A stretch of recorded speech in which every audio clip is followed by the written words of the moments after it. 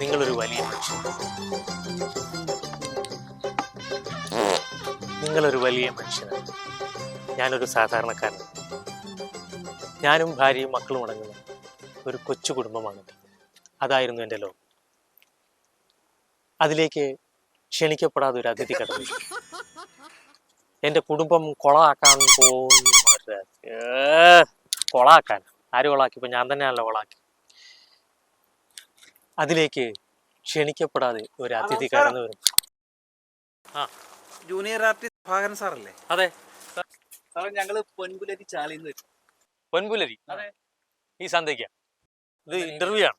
Interview ആണ്. ഞങ്ങളുടെ ചാനലിൽ ചെറിയൊരു ഇന്റർവ്യൂ ആണ്. സാർ ഏകദേശം എത്ര സിനിമയിൽ അഭിനയിച്ചിട്ടുണ്ടാവും? ഞാനൊരു 10,500 പടത്തിൽ അഭിനയിച്ചു കാണും. ഉള്ളതാണ് കാര്യം, ജനം കാണുന്നതാണ്, ലൈവാണ്. അത് ശരി. ശ്രദ്ധിക്കുന്നതായോണ്ടാണ് ഒരു 10,500 പടത്തിൽ അഭിനയിച്ചിട്ടുണ്ട്. അല്ല, ഇത് ലൈവ് പോണതാണ്, ആൾക്കാർ കാണുന്നതാണ്. അതുകൊണ്ടാ പറയാം, കറക്റ്റ് പറഞ്ഞില്ലെങ്കിൽ ആൾക്കാർ. എന്നാ ഒരു കാര്യം പറയാം, ഒരു സിനിമയിൽ അഭിനയിച്ചിട്ടുണ്ട്. അതാണ് ബ്ലറായി. ചേട്ടൻ ഒരു സിനിമയിൽ അഭിനയിച്ചെന്നല്ലേ പറഞ്ഞത്? നമ്മുടെ ഈ ഹൈമ കമ്മീഷൻ റിപ്പോർട്ട് പുറത്തു വന്നല്ല, അതുപോലെ എന്തെങ്കിലും അനുഭവം ഉണ്ടായിട്ടുണ്ടോ ജീവിതത്തിൽ? അതുപോലത്തെ അനുഭവങ്ങളെല്ലാം ഉണ്ടായിട്ടുള്ളൂ.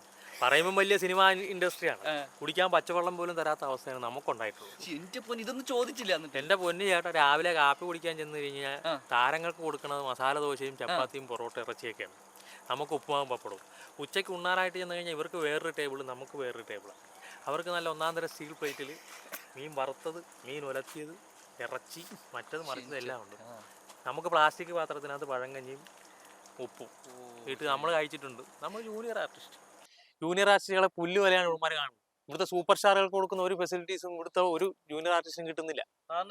സാധാരണ ക്യാരവാനാണ്. ഞാൻ എൻ്റെ ഉടങ്കലി സൈക്കിളിലാണ് അവിടെ ചെന്നത്. വർഷം കുറെ ആയ കാര്യമാണ് പറഞ്ഞത്. എനിക്ക് കിടക്കാൻ തന്നിരുന്ന ആ ഹോട്ടലിന്റെ ഒഴിഞ്ഞ മൂലയിലൊരു മുറിക്കാത്ത ആണ് ഞാൻ കിടന്നത്.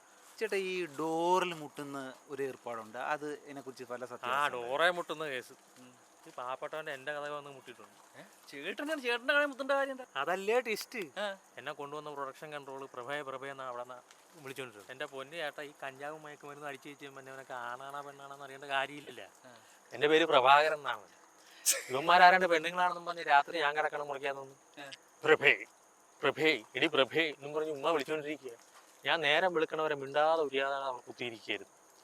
ഭക്ഷണം പോലും കഴിക്കാൻ പറ്റിയില്ല. ഓടാമ്പൽ പോലും ഇല്ലാത്ത മുറിക്കകത്ത് കഥ കടച്ചിട്ട് സ്റ്റൂള് വലിച്ചു വെച്ചിട്ട് ഞാൻ പേടിച്ചിട്ടാണ് കിടന്നിട്ടുള്ളത്. എൻ്റെ പൊന്നു ചേട്ടന്മാർ. നേരം വെളുത്തപ്പോഴാണ് അറിഞ്ഞത് വെയിറ്റർ ചിക്കൻ ബിരിയാണി ആയിട്ട് വന്നിട്ടാണ് പ്രഭയെന്ന് വിളിച്ചത്. ഇതുപോലെ അബദ്ധം പറ്റാനില്ല. വയറ്റിൽ കാറ്റും കയറി ആകപ്പാടെ നാശകോടാലിയായി. പിന്നെ അന്ന് ഇറങ്ങിയതാണ് ആ ഫീൽഡിൽ നിന്ന്. പിന്നെ ഇപ്പം അത്യാവശ്യം പണിയെടുത്താണ് ജീവിക്കുന്നത്. നല്ല ഒന്നാം തരം പണി. ഇത് വെച്ചിട്ടാണ് ഞാൻ എൻ്റെ ജീവിതം കൊണ്ടുപോകുന്നത്.